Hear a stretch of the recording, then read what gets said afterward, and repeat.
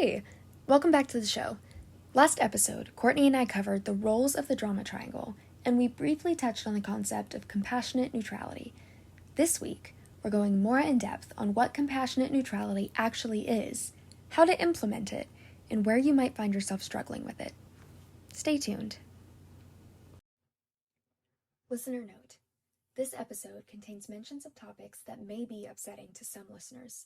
If you are sensitive to mentions of suicide, domestic violence, emotional and physical abuse, and psychological manipulation, please use caution while listening. Hello, welcome to Hello. episode 3. Can you believe we're on number 3? I'm really excited Let's we're do on number cheers because it is a wine and whiskey night. Yes, it absolutely is. And we're recording on a Wednesday. Wine and Whiskey Wednesdays. Courtney, Wednesday. We need to do Wine and Whiskey Wednesdays. We just invented that. I have to write it down. I'm going to forget. Yeah. I'm going to forget. I always forget. Any restaurant owners that are hearing this right now, Wine and Whiskey Wednesday. Send us your royalties, please. And it's necessary probably for the topic today because today's topic is hard stuff to do. Today's topic is fun for us because you and I are drama triangle enthusiasts. By the way, speaking of that fun little nickname that we've given ourselves, yeah. I think we should make like sweatshirts, like crew neck sweatshirts or like t-shirts with like a little triangle, and then it can say drama triangle enthusiast, and then like with the podcast logo on the back. Oh wow. I don't know. I'm having mixed feelings right now about the word enthusiast. I know. And that's the thing. It's like you hear the word enthusiast and you're like, oh, so you just like love being in a drama triangle? No, bestie. No. I love telling people about it so they can get the fuck out. Right. Get out of it. Get out of it. We are here to prevent and protect. We're like the army of like protecting you from drama. Exactly. That's what we do. And you know what? I really love doing it. I can't lie. It's a really cool part of my job. I kind of built my entire career on it. So yeah. I've circled back to being okay with enthusiast. Okay. I'm okay with it. See? It's like, and then it's also like, it's kind of like a catchy little thing where, you know, people see it and they're like, oh, what's that? What does that mean? And then you're like, let me tell you. Yeah. Let me tell you. Let me just tell you, like I've had a lot of sessions with clients recently, and I always do. It's very awkward feeling to be like, okay, did you listen to my podcast? It's so and like, but it's so important to be able to, the way that we're able to converse about it and have like a shared understanding. It's also important to like my clients that I work with, whether I'm doing parent coordination or therapy or coaching other therapists or attorneys about how to navigate these kinds of dynamics, particularly with high conflict divorce. It is a little awkward. It's like, because I really, honestly, I cannot help you if you don't have a basic knowledge of the drama triangle. Yeah, like you have to do your homework. You have to do your homework. And that's where it gets really, really complicated is you kind of end up like, you go to kind of like explain something and then you're like, wait, stop. Let me roll back. Do you know what I mean when I say this phrase? Like, do you understand where are you still with me? And so that's when, I mean, the amount of times that I, you know, the YouTube video on the Divorce Resource Center channel, the first of the YouTube videos on your account, the podcast, I just start sending. I'm like, okay, do this first. And then we can talk. This is Drama Triangle 101. Yeah. Then you can come to me for Drama Triangle 102. But I need you to go. You got to go through.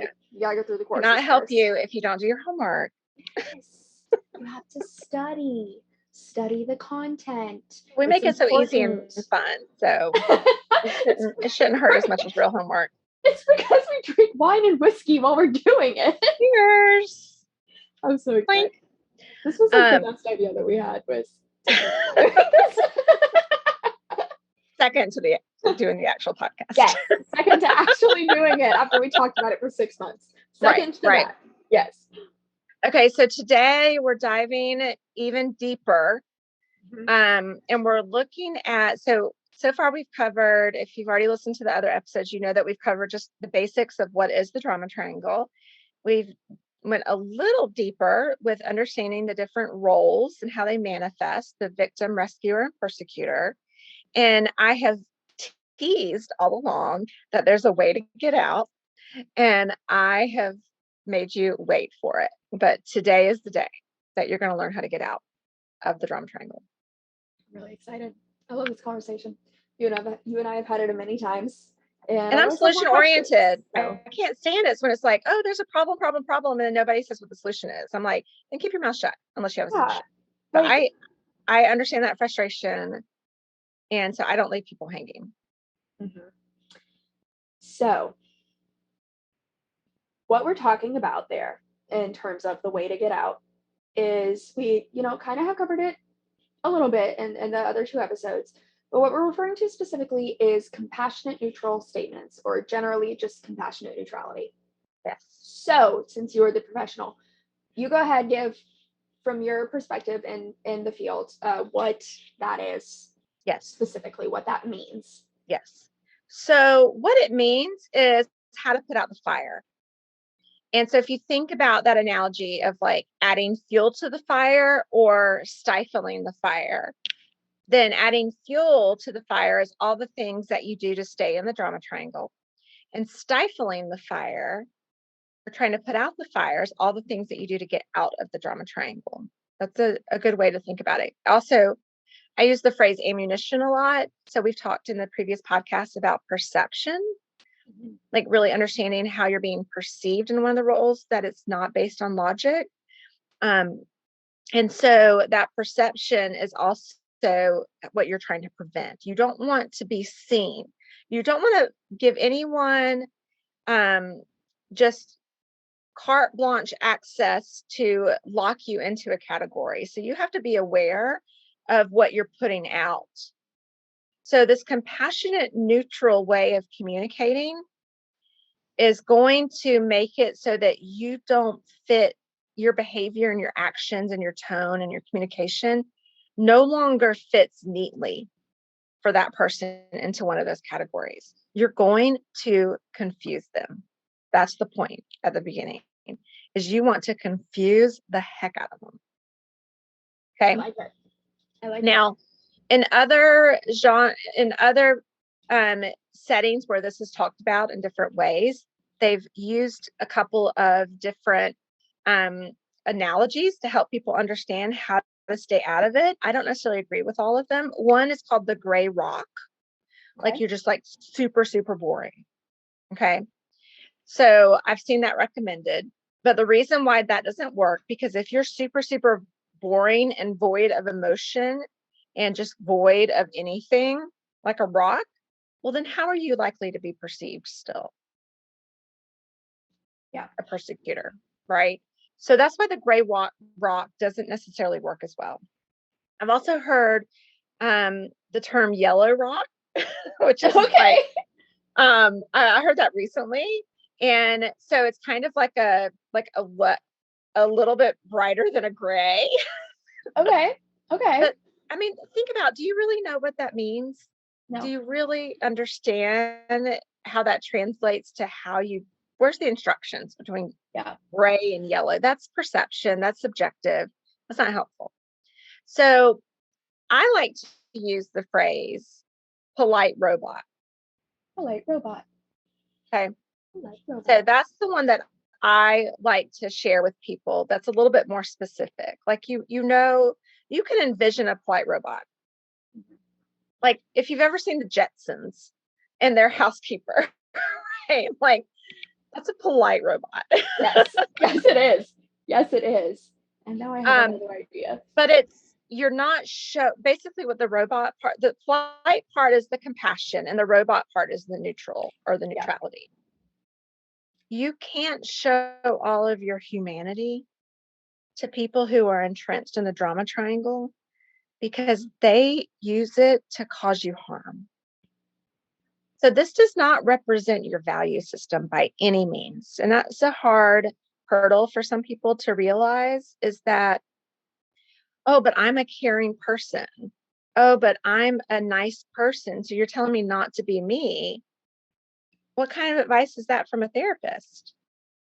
And what I'm telling you is to set boundaries about how far you let people into who you are. Because people need to earn the right to know you in intimate ways. Yeah. And you're not changing who you are. You're not denying who you are by setting boundaries with people who have an intent to cause you harm. I like that. I like that.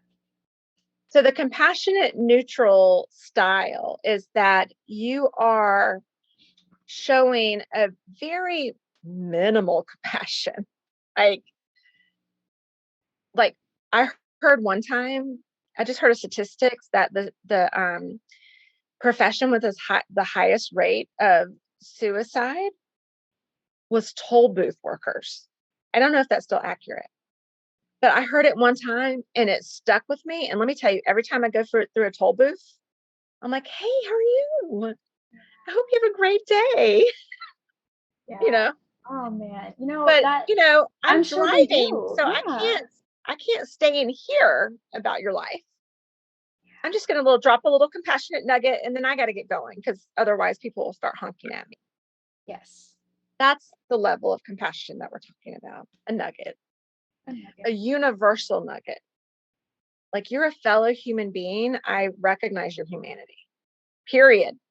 No, and also, so it's a very minimal, general, universal compassion that you're showing. Because if you show too much, what role will you be perceived as? The rescuer. Good job. You get an A+, Liv. I get a gold star. Oh, I don't have stickers. Gold star. I gotta get gold star stickers. You get a free refill of your whiskey and Coke. I got it on hand. It is right here. I just brought the bottle in here. Did I tell you that? I just brought the bottle in here. You're too young to be that lazy. Oh, okay. Listen, we're recording. Either that or we stop recording and I go get it. Then I got more to edit. That's true. More to edit. Okay. All right. There was a rhyme to your reason. Reason to your rhyme. So there's a nuance. There's a very delicate balance to that compassion part. And we'll go into that a little bit further. And the neutral part is, something that can't necessarily be argued with. And so that's something that's more factual. That's more, again, that whatever you say following that can't be perceived in those categories, or you can't be perceived for sharing that or stating that in those categories. Okay.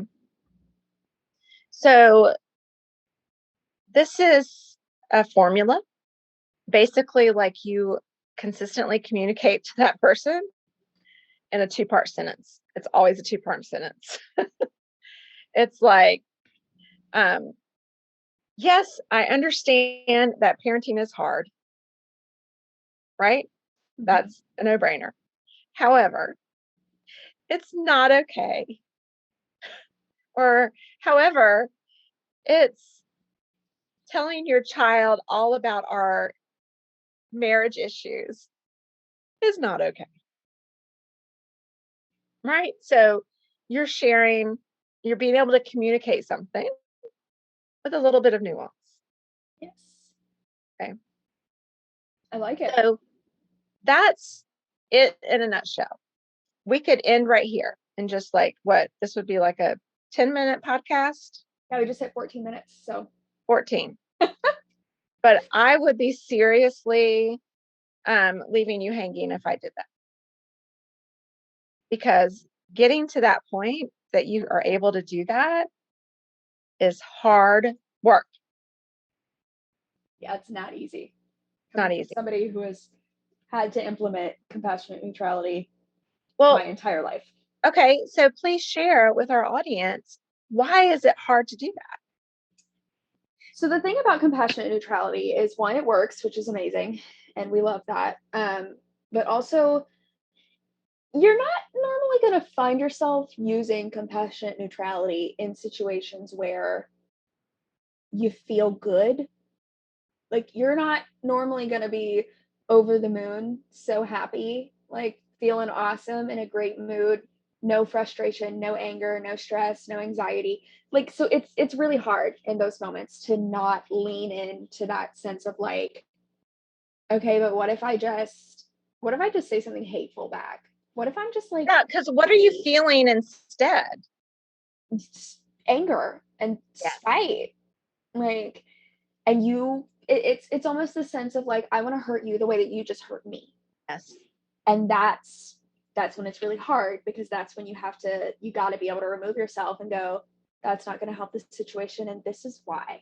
And yeah, so there's a shit ton of coping skills required to be able to do this. Oh yeah.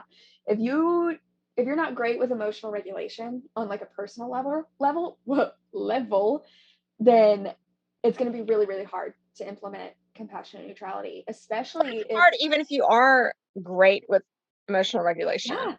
I mean, I am, because a lot of times this is like your life, and somebody's attacking you, and somebody's hurting you intentionally. And a lot of times, like, they're saying things that are very, very personal digs. I mean, they know where to hit you to make it hurt. About you. There's no telling the lengths that they're going to. So this is personal. And to be able to detach from that feeling is difficult. But what this method does for you is that it actually will create some peace for you to work through all those feelings. So you got to kind of think about it like that. Like, think about your motivation. If you imagine historically, or not imagine, just, review historically all the ways that you got pulled into the drama triangle and all the things you wish you had done differently, that can be your motivation for doing the hard work to be able to do these compassionate neutral statements. Yeah. Find your motivation. Yeah. And it falls right in line with, hindsight is 2020. Yes. And you can sit and say, well, I should have done this. I should have said that. Well, if I had reacted this way, if I had said this instead, if I had done, and it's like, cool, but you can't go back. You can't go back and do those things. Well, and a lot of those should haves and could haves are based on your logic mind. And we have stated very clearly that the drama triangle does not follow logic. Logic does. So the could have and the should haves, you didn't know how to do it at that time. When you know better, you do better. And but people don't know this because it's antithetical to how we are socialized. To interact with people. There's lots of good advice from therapists about how to resolve conflict, but you can't apply that to the drama triangle. That's the crazy thing, is that typical roles of conflict resolution do not work. Yeah, logic does not live here. That is the phrase. That is like, it's become a mantra for me with friends who are, I currently have friends who are going through a lot of stuff, very, very, parallel, if not outright, just the drama triangle. And that's the thing I have to always remind them. Logic doesn't live here. Logic does not live here. And the more you sit and you try to use logic or use, rational thoughts, rational thinking, the more you try to avoid cognitive dissonance, the worse it's going to get, the harder it's going to be, because that doesn't exist here. That's not. Girl, I can tell you've been in therapy because you just said cognitive dissonance. I love, okay, I have a book on my bookshelf that a friend let me borrow. It's called Mistakes Were Made, But Not by Me. And that's the entirety of what the book is about, is self-justification and cognitive dissonance. That book is amazing. Please share with our audience. And I highly recommend what cognitive dissonance is, because not everybody knows that in their vernacular. Yes, I know it. It's just over here in mine. I just throw it around. It's like casual, it's whatever. So, and correct me if I'm wrong, because I am not a professional, but cognitive dissonance, in the most basic explanation I can give, is essentially it's repetitive self-justification. So what it is when you think about a situation, you think about a person, a relationship, whatever, and you on some level understand the role that you played in it, But instead of, taking accountability, instead of recognizing, your misstep or where you might have been wrong, where you may have not had, good information or acted poorly, you find a way to justify that to yourself. You find a way to tell yourself over and over and over and over, I was not the problem, they were, and this is why. Mm-hmm. And the dangerous thing about cognitive dissonance and self-justification in general is that when you do it for long enough, that becomes your worldview. You end up kind of adopting this victimhood mindset where nothing is your fault. Nothing has ever been your fault. You are always the victim. Somebody is always out to get you. Somebody always will get you. And everybody is, it creates a very dangerous cycle, and a very lonely existence. Because people who are not so absorbed in cognitive dissonance and don't do this constant self-justification of bad behaviors, they see what's happening and they go, I don't want a part of that. I don't want a part of this. I'm not a fan. And so the people who do end up still engaging with you, they end up in the drama triangle. And here we are, full circle, full triangle, full shape. Liv, Mama is so proud of you right now. Thank you. Somebody give this girl an honorary degree. I know my stuff. I actually, this is like a conversation not when we're recording, but I actually am very, very seriously considering getting a degree. So yeah, we'll chat about that afterwards. But I got your letter of recommendation pre-written in my brain. Thanks. We can just write in the letter of recommendation, listen to our podcast. Yeah. This is proof. There you go. Yeah, she knows. She gets it. Yeah, and so then the solution to cognitive dissonance is cognitive restructuring. Yeah. It is. And in a way, this is fascinating, this angle that we're taking, because in a way, when you're using the compassionate neutral statements, you're creating some cognitive restructuring in the drama triangle person. And here's why, is that confusion that you create in them by not fitting neatly into the categories, they end up not having a category for you. And if they don't have a category for you, they don't really know how to interact with you. Mm-hmm. And this is a great example of how you teach people how to treat you. So that's the reason why it takes you out of the drama triangle, is that you're actually, and I had a client ask me this one time, and it kind of was like an aha moment. They were like, wait a second, Courtney, aren't you describing manipulation? And I was like, why, yes, I am. Yes, I am. But manipulation for good instead of evil. Yes, that is something that it's like you have to do these like baby steps with people, right? Who aren't familiar with this, who didn't, like me, grow up in this environment where you're constantly having to navigate it. And so you hear these words like, like manipulation. You hear words like confusion, and they have a negative, connotation, especially manipulation. And you have to kind of go, or one that like really, really has a negative connotation, especially when you're dealing with people who have been emotionally manipulative or emotionally, abusive, or psychologically abusive, is subtext. And you have to kind of like, in that moment, that is black and white thinking, and you have to bring them back to the gray, where it's like, yes, okay, in 75% of situations, subtext, manipulation, confusion are not good. They're things that you should avoid. However, in that 25%, they are necessary and they are vital to survive. Yeah. That should be your goal. One, your goal should be to stay out of that 25%. Yeah. But two, if you find yourself in it, your goal needs to be to survive and get yourself back out into the 75. And that's where it gets real confusing for people who have that black and white kind of mindset there around those and depending how entrenched it is and how deep those roots run and how foundational that way of thinking is for them, is also how difficult it may be for you to get out of it. Yes. Yeah. But this strategy works no matter how entrenched it is. And I'll explain why. So let's go back to that feeling of confusion. So let's talk about the first time that you make the shift of using a compassionate neutral statement. And I've shared some examples along the way.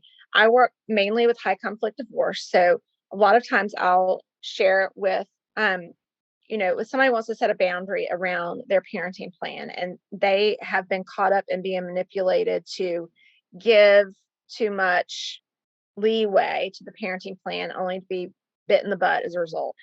So their compassionate neutral statement might be something consistently like, hey, I understand that co-parenting is hard. However, I'm going to go by the parenting plan only right now.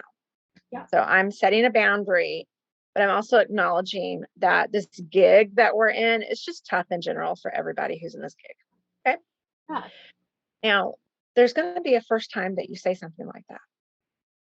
And that first time is going to create sudden confusion. And people who are drama triangle oriented, they don't tolerate difficult feelings very well. So nobody likes to feel confused. So what you're going to get the very first time you do this is backlash. You're going to get a tsunami of psychological abuse. Okay. Yay! This is not a one and done strategy. No. Okay. You have to be a bit of a broken record. Okay. And I had this, this is a little confessional, but before I ever had children, I had this weird obsession with watching the TV show Super Nanny. Are you familiar with that at all? Yes. Joe, British Nanny. I mean, let me tell you, shout out to Joe because she was on point with toddlers. Yes. I mean, like on point. Absolutely. And I didn't even have kids, but I mean, I worked with kids, so I guess maybe that was part of the appeal. But like, she had a system for timeout that was solid. And what she would say for timeout is that you give the child a warning. If you do this again, you're going to go timeout. And she had the timeout chair or the timeout mat. It was a different variety. Yeah. And she would tell the parent that you go put the child in timeout. Now, the first time you put the child in timeout, do you think they're like, oh, you're right, mommy and daddy, I should stay here and think about what I've done? No. They're like, F this. Uh-huh. I'm going to fight for my freedom. I'm going to fight for my freedom. Right?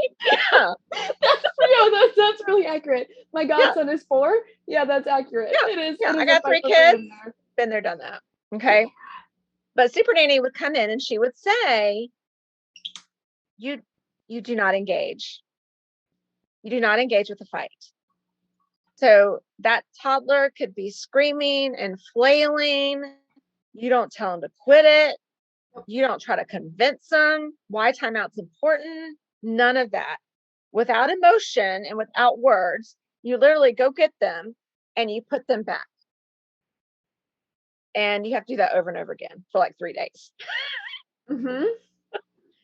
But eventually they get it. It clicks.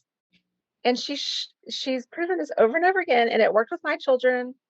And it was like, you just do it. Oh, I skipped a step. An important step was that you tell them why they're in timeout.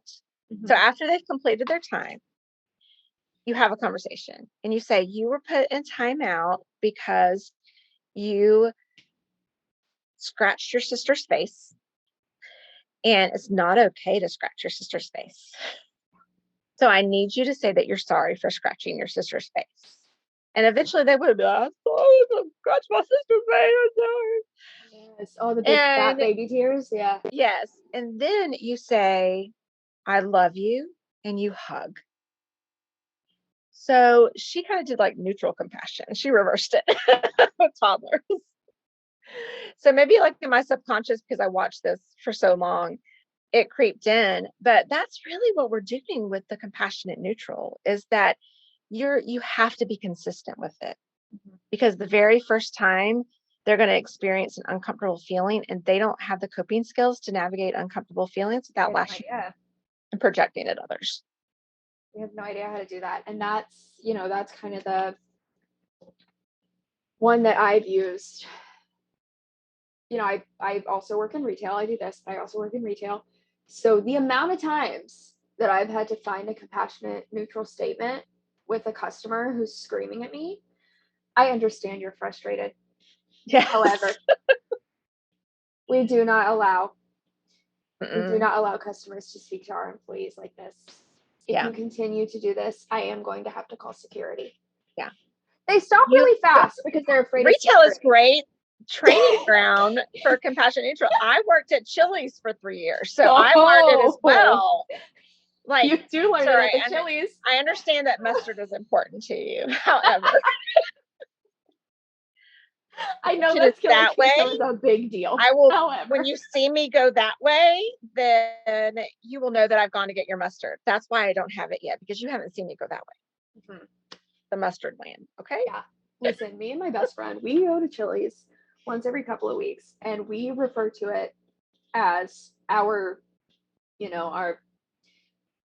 semi-frequently fuck up at Chili's, which is when we go to Chili's, we set a designated driver. It's normally her boyfriend. And please tell me you get the Presidente margarita, because that is gold right there. So she normally does the Jack Berry, and then I kind of like rotate. My goal is to get all the way through the drinks menu. Is my goal. So I have had the Presidente margarita. It is very good. It's very good, and I hope you take the next day off with that goal too. Oh, I do. Yeah. Oh, yeah. No. It's like fuck up a Chili's day is set for when we don't have to work the next day. Because if we did, we both would walk in hungover, and it would just be like a recreation of the day that I met her at a different job, because she and I worked together. Yeah. And the first day that she and I worked together at the first job we worked together, I was extremely hungover and walked in, still had sunglasses on, and I looked at her and I was like, it's fucking early. And she busted out laughing. You're blinking right now, and you're dramatic blinking right now. It's just like really, I hope people are also watching the video part of this, because that was excellent.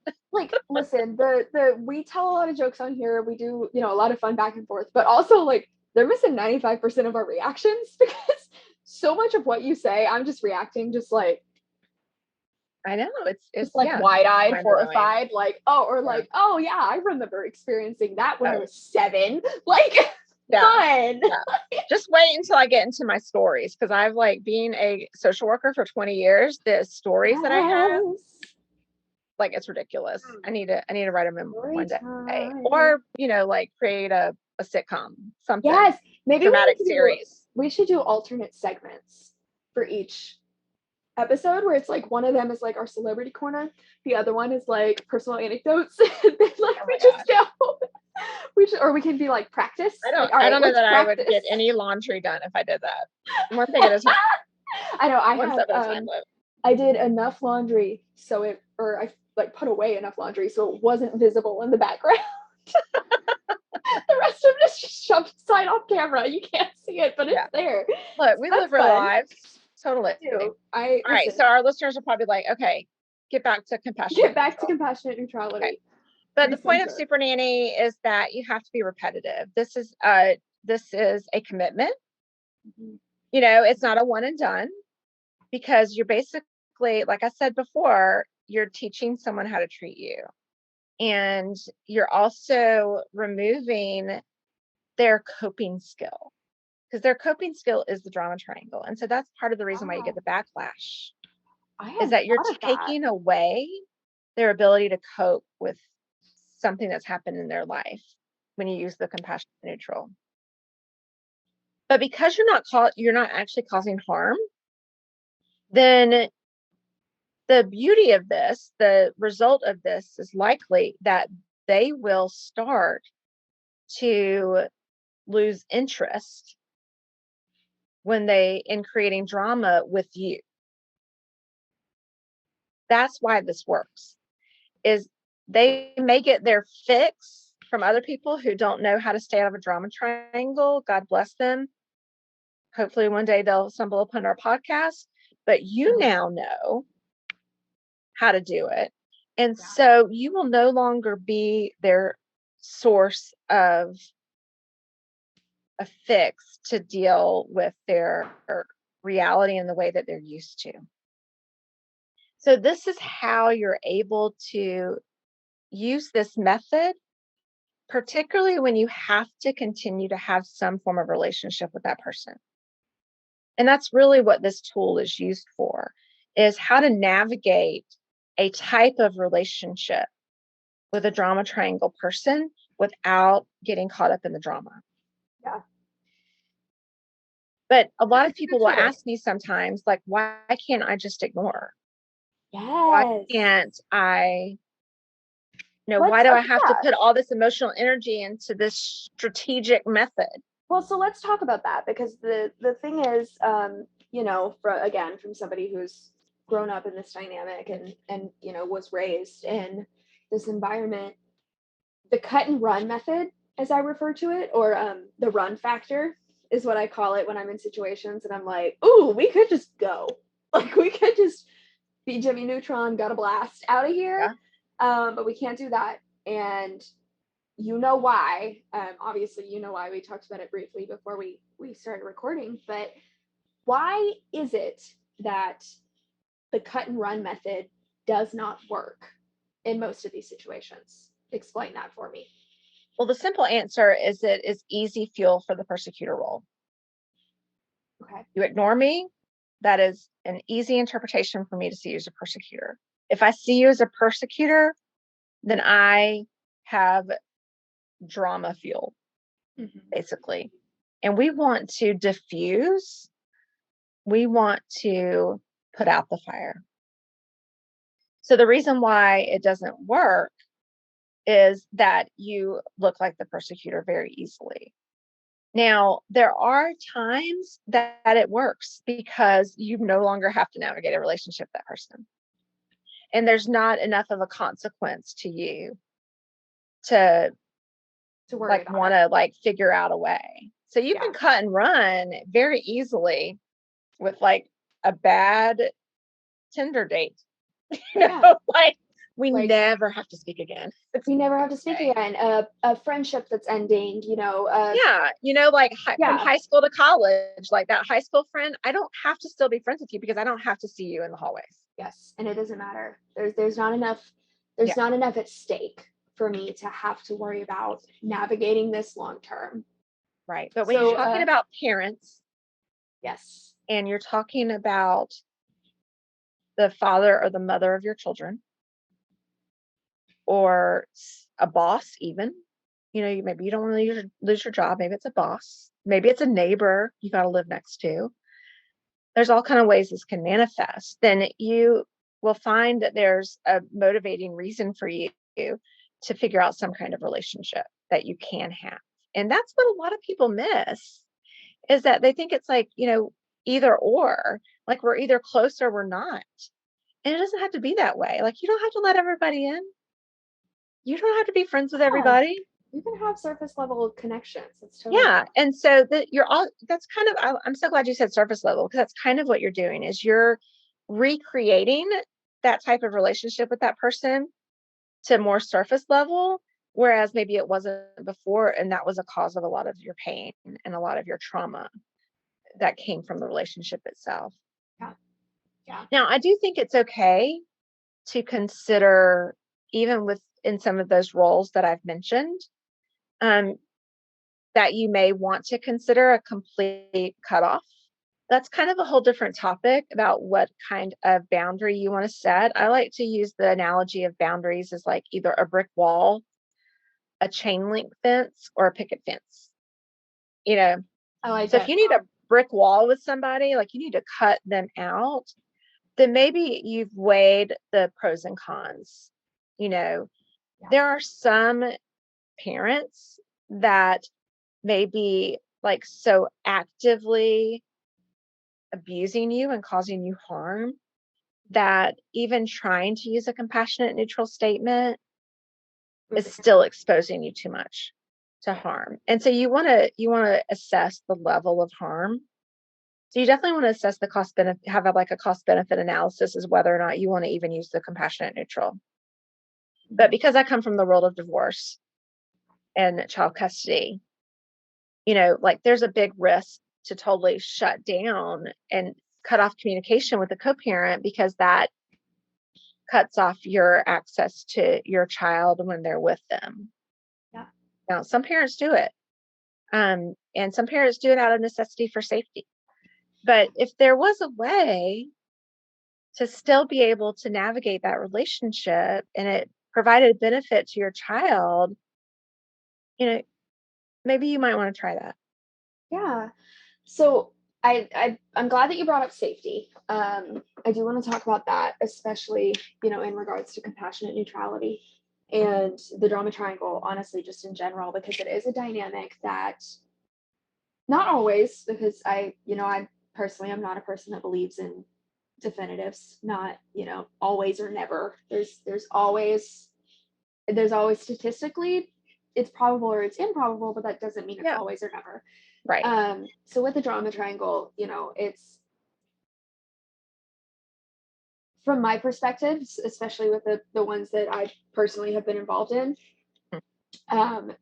there is an increasing likelihood that it could, switch from, okay, this is dramatic, this is childish, this is catty, into this is abuse. This is no longer, we're now crossing over into that territory where I am no longer safe, be that physically or emotionally. Mm-hmm. What advice do you have regarding compassionate neutrality for people who find themselves crossing into that abusive territory? Because I think that's a side of it that people don't understand or recognize, or not or a lot, and don't really don't understand. Yeah. I'm so glad you asked that question, because absolutely, my disclaimer always to the compassionate neutral and the drama triangle is that if you are in fear for your life, you get out of there. Compassionate neutral does not save your life. Okay, so let's start with the most severe end of it. Yeah. So, when it comes to that, these roles are not perceptions. You are a victim and there is a persecutor who is trying to cause you an amount of harm that is a risk to your life and your well-being. So, let's look at it from, a perspective of moderate to low severity instead of high severity, because I just want you to be safe. Yeah. And that's when you can call a domestic violence hotline, and they've got this great technology now. When you go to domestic violence, even web pages, there's a thing that you can do a quick exit.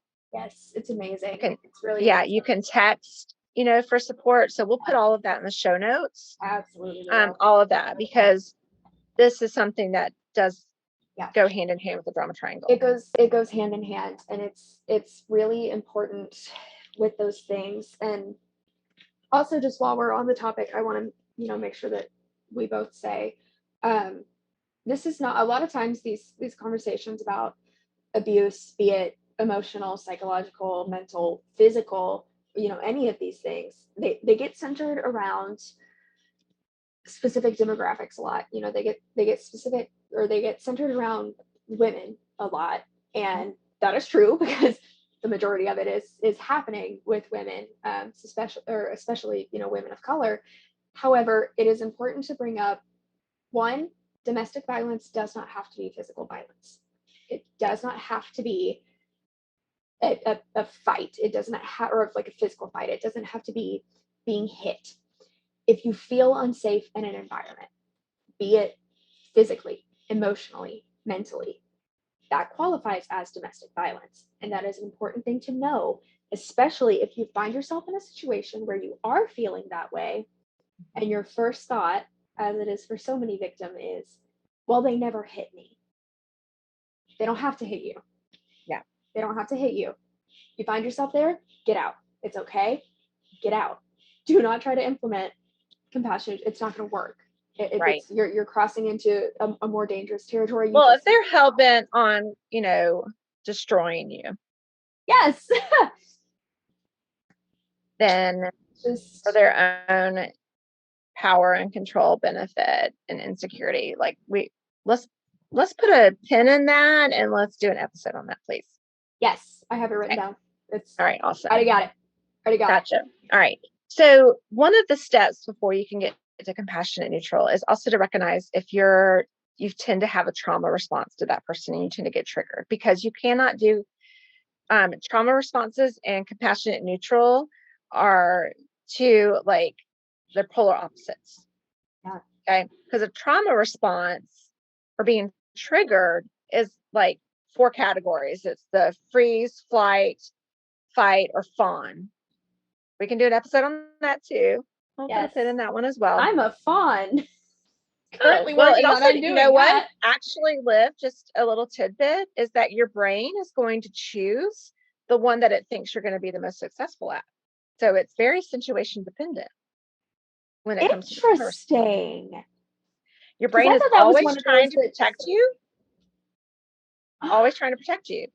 So like if you opened the door behind you right now and there was a lion there, you would not try to flatter the lion to keep from killing you, would you? No, absolutely not. And you would not fight it. Because your brain already knows you're not going to survive either of those tactics. Wow, that is really interesting. You know, that's something that I always have kind of understood, and this comes with not being a professional, is I thought it was almost something more like your attachment style, where it is what it is. Like that's because it was based on, like, you know, for attachment styles, that's based on your childhood, you know, like nature versus nurture. That's based on nurture. That's based on, you know, when you your trauma response is based on what you think your brain thinks is going to be most successful at. All right. Yeah. Love that. All right. Well, there's another episode we got to do. Oh, all right. Yeah, so that's, you know, part of being able to get to the compassionate neutral ability is to be able to like have support, you know, like understand your triggers and have some coping skills so that you can navigate those triggers when they happen and use this response instead. And I'm just going to share a personal example here about how hard this is. So like I'm an expert and this is hard for me when it's super personal. So like even just recently, like I know this like the back of my hand. Obviously I created a podcast about it and I can talk about it like literally winging it. I have no notes. I just spew from my brain. Take notes. We just start talking. Yeah. So I mean that's how well I know it. But like trigger me and my brain is going to choose the thing I'm really good at. And I am like really value comedic timing.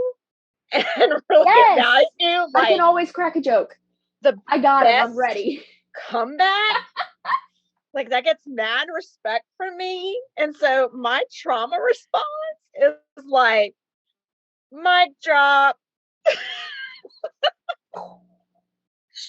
See, mine is like it's a horrible thing that I learned in my childhood. You know, I learned from people who kept me entrenched in this environment. It's not a conscious thing. I'm not sitting there analyzing every interaction with people that I go into. I don't mean that, but it's like subconsciously I do take note of things, and then I remember those things. And so when it comes down to it, when I am triggered, when I am having a trauma response, my little feral brain is just like, hit him where it hurts. Hit him where it hurts. Fight. Do it. Hit him where it hurts. And I'm like the healed part of me. Fight with humor. Fight with humor. And then like the healed part of me is comeback ever. The healed part of me is like, baby girl, no, we can't do that. That's not okay. So I've been like called up recently by a friend engaging with my co-parenting situation with maybe more jabs than were necessary. You know? But like it's like, but it was such a good comeback. I mean, so like good. And you wanted me to waste it? Can't let that like comedy gold go to waste. You wanted me to waste it. I have a journal. Okay, so I journal a lot. And I have a whole page that has now turned into multiple pages where I'm like, this is what I wanted to say. This is what I wanted to say, and I write it down there, or I text my sister, or I text my best friend, or sometimes, we hop on here and I'm like, let me give you an update on everything, or that's I go to therapy and I say it. Like, you're bringing up a very necessary step to be able to do the compassionate neutral, is that you need an outlet for the snark. You need a snark outlet. Like, because the thing is, and I think that's why it feels so foreign to so many people when you tell them, like, okay, well, this is kind of, you have to go almost into like corporate talk. Like, there are these TikToks that I've seen. Like, it's like stay with me. It's TikToks I've seen where it's like, tell me more. How do I say that's not my fucking problem, but professionally? Like, yes, no, I've seen that's this. what you're doing before. Like, that's all compassionate neutrality is. It's just corporate talk. They're just finding a professional way to say it. It's like when you say, like, it's like in an email response, like I said before, which means like, you idiot. Yeah, like per my last email. I already told you this. Did you not read it? You absolute moron. Like, that's what per my last email is. I love using per my last email. That's my favorite. My gosh. It's amazing. And it's compassionate neutrality. Like, it totally is. That's what it is. Well, it's just neutrality. There's just neutrality. There's not a lot of compassion there. But you're right. So you have to recognize your trigger points, and you have to be able to have support, be in therapy. Take the time. Time is so important here, because that trigger response, that trauma response, wants immediate action, and you have to deny yourself the immediate action, the immediate reaction. So this is where you're like, you set a boundary, like, I will not respond to this person ever unless I've taken a 10-minute break. Unless I've walked away for 10 minutes, set a timer if you have to, come back, call a friend, like, do something to slow down the reaction time. Yeah.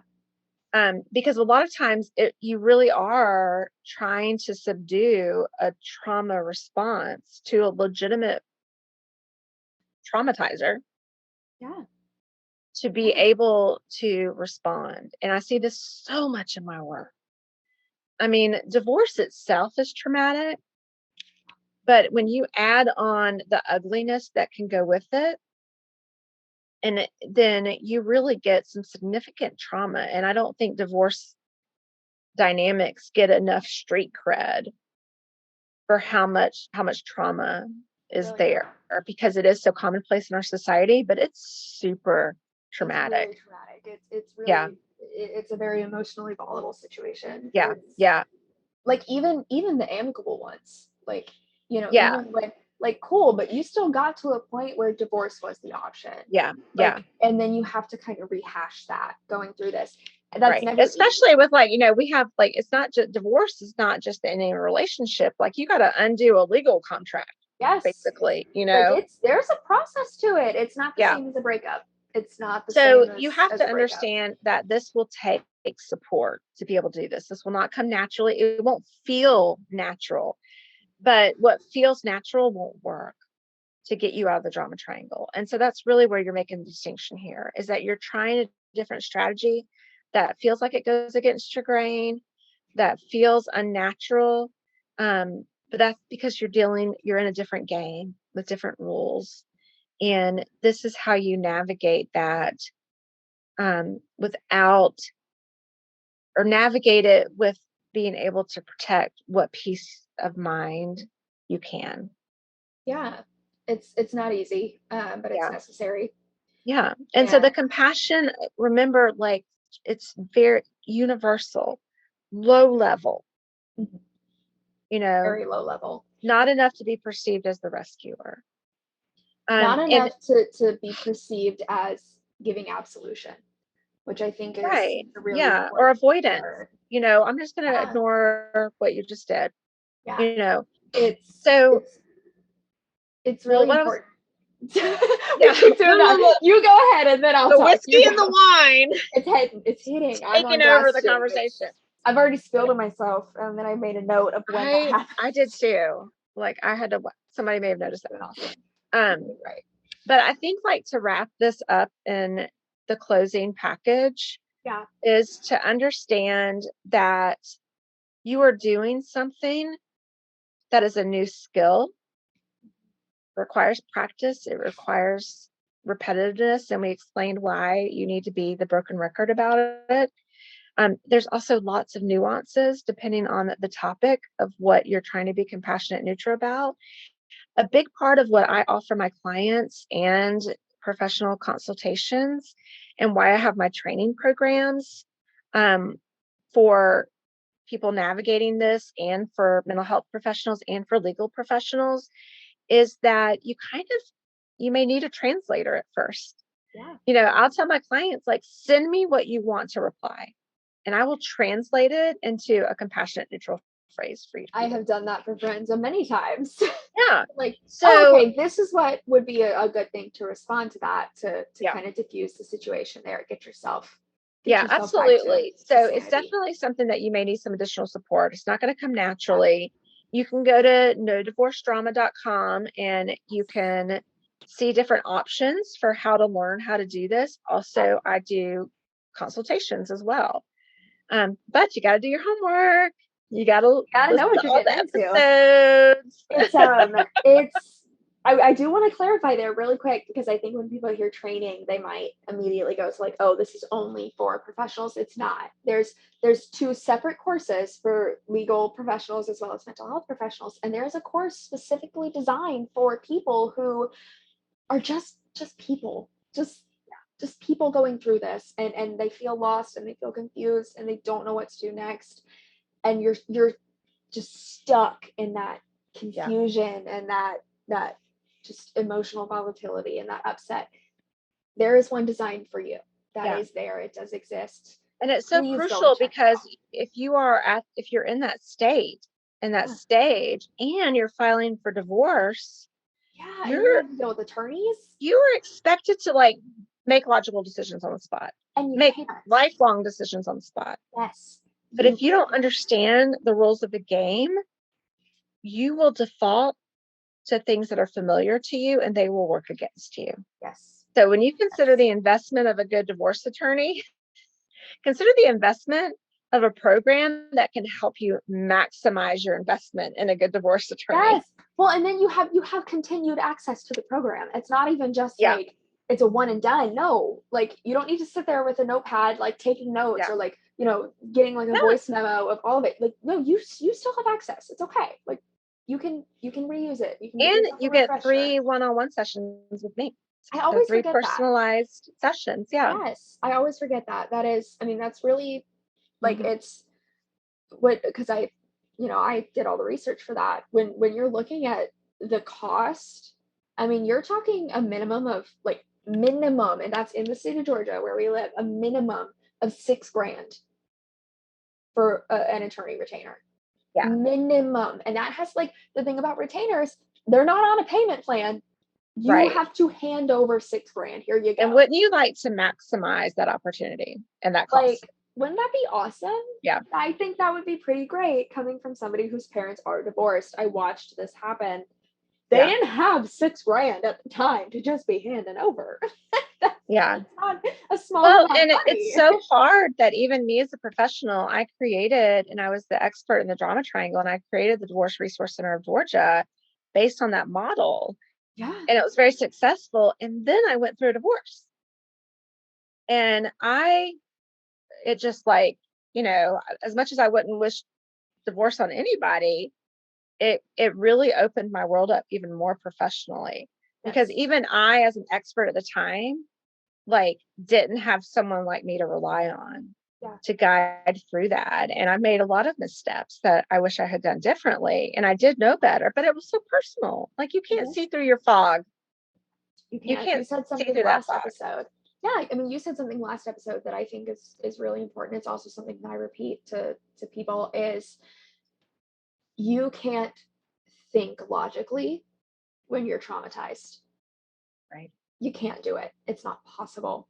You have to be able to emotionally regulate, to identify the triggers, to identify your trauma, to understand how to navigate that before you're ever going to be able to actually like effectively communicate in the future with other interpersonal connections, but also in that moment, in litigation, in getting a divorce, in dealing with attorneys, be able to understand and process the things that are happening around you, because it happens and it happens fast.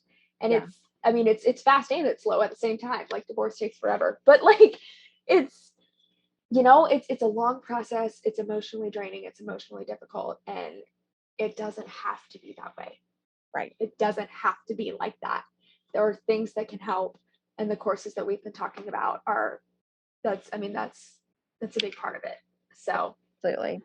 That's my soapbox about the courses, because I'm really passionate about them. But I love your passion. It feels so validating to me. I just love them. I love it so much. I talk about it all the time with friends. They're like, I'm 24, I'm not married. I'm like, shut up, but you might be one day. You need to know this. Just remember it. Keep it in the back of your mind. Like, I don't intend on ever getting married, but like, you best believe if I do, never say never. Be back there. Like, right. Remember. Yeah. Oh, fun. Oh, all right. So that's a good stopping place. Just a real quick celebrity corner, because we always do that. Yes, hit me with it. I'm ready. All I'm going to say is celebrities have publicists. Yeah. They have public relations people. And public relations people know how to do compassionate neutral. So if you ever just look through recent celebrity divorces or whatever, and the joint statement they come out with, which that is compassionate neutral bullshit. Yeah, every time. They're not every time. That's all. They're not telling you the whole story. They're not letting you all the way into their dirt, because they have a right to privacy. So the public relations people for celebrity divorces, they already know this. They may not realize they know this, but they know. So if you want some practice, go read some joint statements of why somebody broke up. Okay, next week, I think what I want to do for our celebrity corner is and it's sad because today is the date of recording, is Wednesday, November 30th. It's currently 8:34 p.m. Oh, I know what you're going to say. Christine McVie of Fleetwood Mac, she passed away today. Yeah. And I am a massive and lifelong Fleetwood Mac fan. They are my favorite band. I have just about every record on vinyl back here on my vinyl, or in my vinyl bin. So I cried about that a lot today. But a lot of people don't understand, most people know the album Rumors. It's one of their most popular. A lot of people don't know the behind the scenes making of Rumors and everything that went on between the band members there. And I would be one of those people. Yes. That does not know. You told me that, and I was like, Courtney, how do you not know this? Like, what? But it's fine. It's just that I have ADHD, so I obsess over things. Here's where we differ, is I know a lot more about the breakup of boy bands. See, I don't know much about that at all. I don't know much about I am like perpetually 14 years old. That's so fair. You know what? That's so fair. That's so valid of you. Okay, so here's what we can do next week then. What we can do is I will explain Fleetwood Mac Rumors and all of that drama. Okay. You can tell me about a boy band, and we'll just switch information. We're just gonna inform each other. Or just celebrity couple, Yeah, anything like that. Yeah, you keep up with that stuff more than I do. I do. I know a lot about like industry drama, like everything that happened with Taylor Swift and her former record label. Oh yeah, that's a total drama triangle. Oh, we could go on Kesha, and oh my gosh. Kesha. Oh, if we go about Kesha though, I'm gonna get real heated. So we gotta be prepared for that one. I'm gonna get mad. But even boy bands had their own like music producer drama too. Like no, I could go on all day about that. Yes, that will definitely have to occur at some point. Maybe we should just have that be an episode. We keep trying to do it as segments, and then we get like so into it. We're like, we had 25 minutes. We had to lay the foundation, and the foundation is laid, so we can go wherever we want. I'm so ready. I'm ready. All right. Anything else? Cheers. Yes. Amazing. Anything last minute you want to say before we wrap this up and let people get back on with their evenings as well as each other? Yeah, just practice before you put it out there. Mm-hmm. Run it by a couple of people. Yeah, even 100%. In my organization, like I'm in the middle of like, I'm feeling caught up in a drama triangle created by, like an ornery attorney. Because this is not my life, it's someone else's life, but I still am getting caught up in it. Yeah. And so I know my symptoms, I know the flags to look for, and I just seek support. And sometimes I'll be like, this is the email I want to send. Can you please edit it? I do that for other people. And I always still need to do that for myself. So no matter, you could get the honorary degree in the drama triangle, you're still going to need help. Yeah, that's the thing is, and that's true for any kind of, like self-worth that you're doing, any kind of healing that you're doing. There is always more to be done.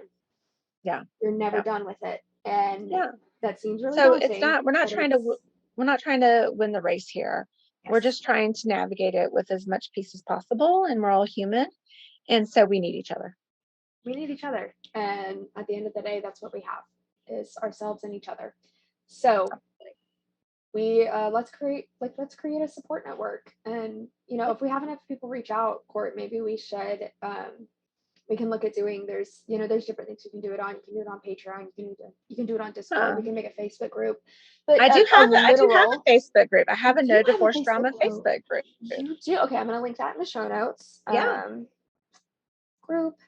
But yeah, let's create a literal support network, because I think it's necessary to have this shared knowledge, this common knowledge, and support each other. That's really how to get through. Absolutely. Because trying to relate to people who don't know about this or haven't experienced this dynamic is a drama triangle in and of itself on a very, very small scale. So, but nobody hears this and is like, I don't know what you're talking about. That's so true. Like, nobody has that reaction. On some level, you explain this, and then you're just, and then no matter the audience, they're going to be like, oh yes, I've seen that. Yeah, like that really rude friend that you had in high school. Yeah, that's a drama triangle. That's a drama triangle, babe. Totally. That is. Universal that stuff here. Boss, drama triangle, right there, babe. Right there. Right. That one cousin that you can't stand, drama triangle, right there. Yeah. There you go. Yeah. There you go. Yeah. It exists, and once you know about it, you will never stop seeing it. Right. So. All right. So I can't wait to chat next time about whatever comes to mind, since we've laid the foundation. But these first 3 episodes are definitely the foundational element. Yeah. And you will need continual support in this. It's not a one and done. So stay tuned. And we're gonna hit some really specific topics, like we've already talked about, like domestic violence, like co-parenting, like divorce and child custody. We're gonna hit those specific topics in future episodes. So stay tuned. Right.